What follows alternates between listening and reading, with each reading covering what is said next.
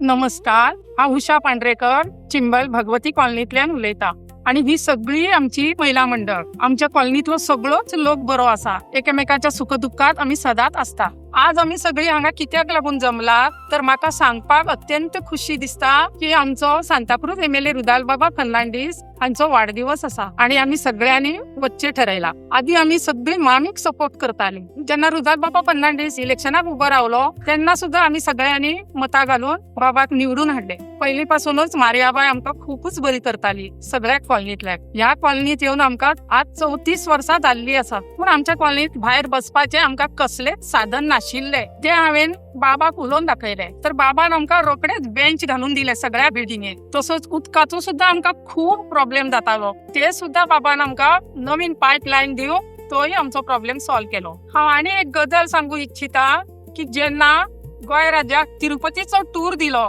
तेन्ना आमकां त्या टुराक कसलेच त्रास असे जाले ना. घरातल्या जाणट्याक लागून प्रत्येकाचो एक एक कॅरेटेकर आशिल्लो, पूण आमचो खरो कॅरेटेकर बाबाच आशिल्लो.